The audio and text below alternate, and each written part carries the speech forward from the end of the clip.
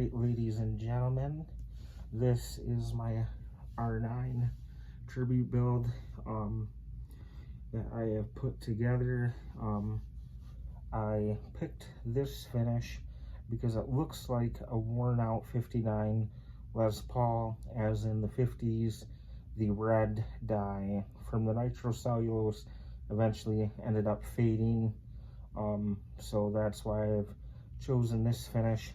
The flame on this is not too overwhelming, but in the right light it does come and go and disappear, kind of like a flame top would. It's very lightly flamed. It's not too overwhelming. It looks better in pictures. The camera is not picking up the flame as well as it could, but this is my 59 Replica. When I got it, this pick guard had that star custom screen printed thing on here that they do come with sometimes. What I did to resolve that is I took some 2000 grit and I gently wet sanded that. It's like a paint, screen printed paint out there. Wet sanded it off. Then I wet sanded this whole face of this pick guard and buffed it out with some buffing compound, and it come nice and clean. It's nice and creamy. Pickup rings are still stock. These are pretty beefy, kind of like an R or an M69 ring. They're a little bit thicker and bigger. In my opinion, they look that way. So the plastics here are stock. This poker chip is not. The one that was on here was actually extremely paper thin. Did not care for it at all. So I went ahead, I had one of these in my desk, and I went ahead and changed that out, as well as the switch tip.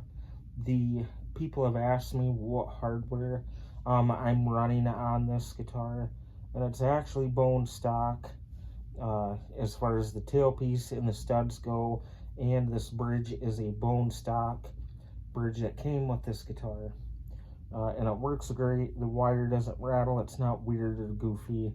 I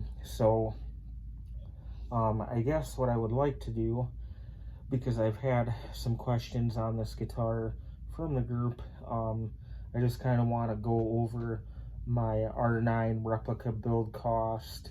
I bought this guitar back in February.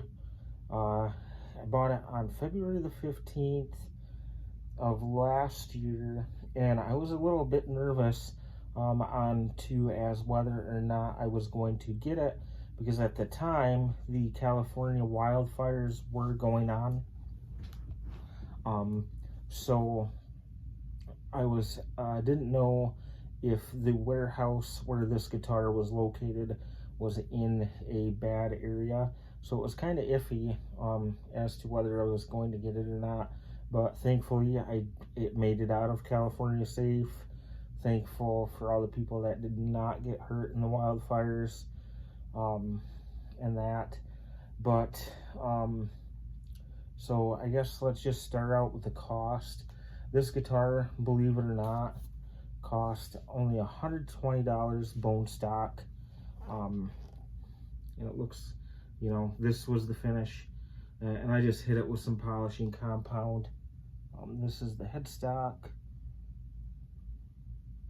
So I'm going to talk about this. So the guitar itself was $120, but the shipping was $100. It's kind of, you know, you can say whatever, because I mean, out the door, most of the time these cost about $220. So what I ended up doing with this guitar is I ended up switching out the toggle switch cover to a custom shop one from eBay. I did spend a little bit more money on this one. You can get them a little cheaper than what I paid. I paid $20 for this, I believe. Now this needed modified to get it in here. So what I did is I took a sanding drum with a Dremel and slowly took off material. I did get a little bit of a boo-boo right down here, which you can't really see on camera, which it's alright, but it did get fitted in there where it's a lot better fitting. So it's got the custom shop toggle switch cover. It's got a 50s harness with CTS long shaft pots. That red wire right there is for the stock switch. Still has a stock switch, but the jack that came with this harness is a Switchcraft. I spent $55 on that harness. Then I bought two 57 Classic PAF clones. They're right around the 8.4, 8.3 resistance rating. They're pretty nice and balanced. Them were $60. Originally, I did put some cheap Amazon branded tuners on them for 15 bucks. There was a bone colored tulip keystone looking tuner, like a Chibson, but they was really cheap. They worked actually surprisingly well, but I did not like the shaft length for the tuning peg. The tuners actually stuck out way past the headstock more than I would have liked to seen. So I went ahead and ditched those, and I'm not figuring that in the cost because I sold them secondhand on Marketplace for like 10 bucks to get them out of my hair. I went directly to the Stratosphere and I bought Gibson Deluxe Cluson tuners, and they was $60. They're absolutely awesome and they look great. They're not way past the headstock. They look the part, they look great. Now I did purchase a 50 spec truss rod cover that was recreated from a company, I believe it was in Japan, but it's the 50 spec truss rod cover. Now, regretfully, I did spend $40 on that. It was like $39 plus tax, and that was a little much. Shouldn't have spent that much on one, but that's the only place I could find it at the time. On my 56 R6 Replica gold top, I only spent $20 on that 50 spec truss rod cover, but you can see with this, the differentiation between a blank and a 50 spec is that big, white, bold, beveled edge just looks wonderful. So yeah, that was $40. Kind of regret spending that much on that, but it's okay. You know, you live and you learn. Now, it had a metal jack plate on it, and I tried a couple of different variations, but I settled on this cream jack plate. It's not exactly perfect. It's more rectangular in my eyes, but it's good enough. You know, it's cream. It fits the Switchcraft jack, and I believe that was around $8 for two of these. So, you know, I'm just going to say it was probably $8, I believe. So we'll just call that 8. I had a spare switch tip in my desk, an amber one that looked nice and aged. I'm just going to say that was about $3 is what I've got wrote down, I believe, price-wise. The poker chip, I had a spare one of these laying in my desk, so I'm not going to count that towards cost. These knobs are true custom shop branded 50s knobs. And then I have the KAISH Kosh brand thumb bleeders on here for this guitar. And I believe those were like $8 or $10, I can't remember. But between the knobs and the pointers, it was roughly about $20, $25. I'm just gonna say 20. So total, putting a 59 Replica together like this, we're looking at around $480 to $485 into this. And I've owned, you know, a really nice 2018 Les Paul Gold Top. A few years back, I actually bought it brand new. Back in 2017, I believe was when I bought it, because the 18s come out in 17, you know, the drill with Gibsons. It was a 50s tribute gold top, and it had a printed circuit board, system, and it had the what pickups were they?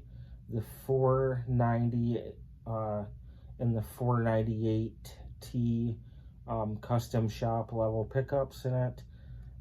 Learned that from Trogley. They use those in the custom shops as well.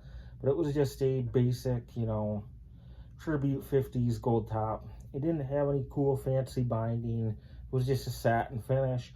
But I spent over $1,000 on the guitar, and it came with a padded gig bag, and it honestly was okay.